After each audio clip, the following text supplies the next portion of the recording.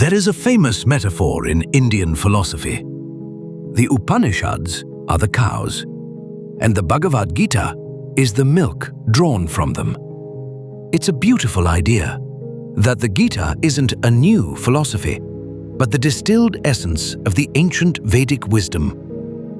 But for thousands of years, that was just a poetic idea. You had to have faith to believe it. Until now. Because recently, researchers did something incredible.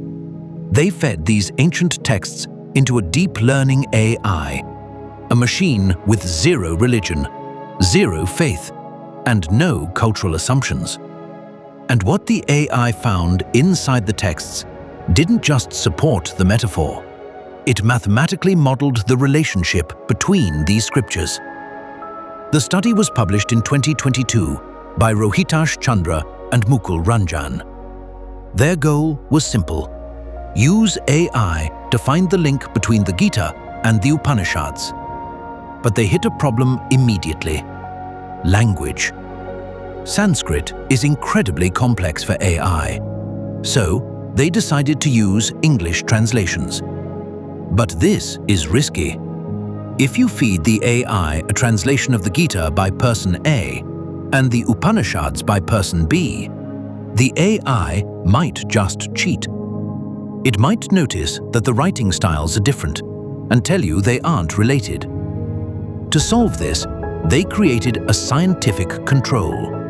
They chose the translations of Eknath Easwaran for both texts.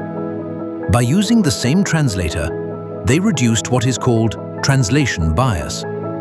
This ensured that if the AI found a connection, it was because of the meaning, not just the author's vocabulary or style. So how does the AI actually read it?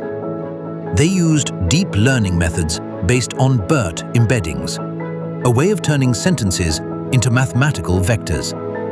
Standard software is dumb. It counts words. If I search for fire in a cooking recipe and fire in a Vedic ritual, a standard search thinks they are the same. It misses the context. BERT is different. It converts every verse into a vector, a point in a high-dimensional space. Let me give you the perfect example. Imagine one verse says, "Abandon all attachment," and another verse says, "Let go of desires." A normal search sees two totally different sentences, but an embedding-based AI sees the semantic meaning behind the words.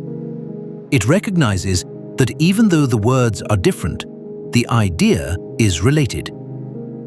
The researchers took the verses from Easwaran's translations and turned them into mathematical embeddings.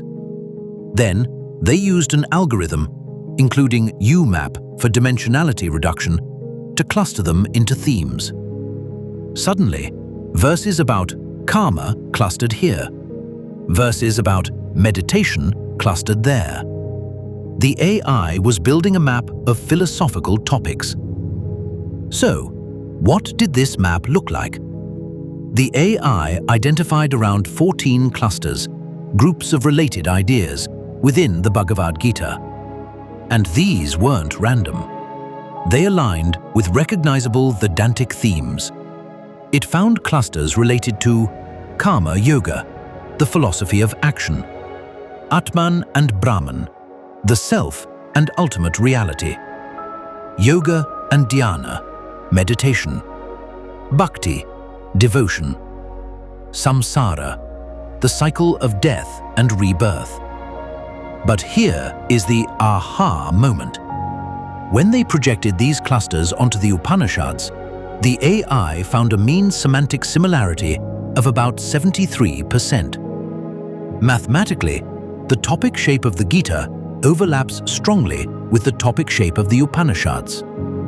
In other words, the AI found a structured philosophical continuity, but it also found the difference. While the underlying ideas are deeply connected, the focus is different.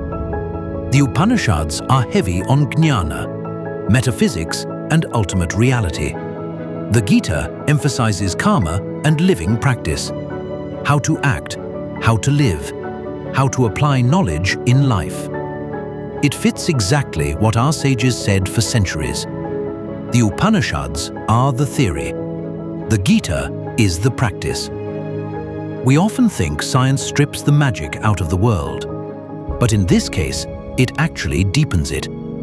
It shows that these texts aren't random poetry. There is a meaningful pattern, so coherent that even a machine, thousands of years later, identifies it mathematically. If you want to read the paper yourself, I've left a link below. Let me know in the comments. Do you think AI can help us understand spirituality? Or should we keep technology out of it? Thanks for watching.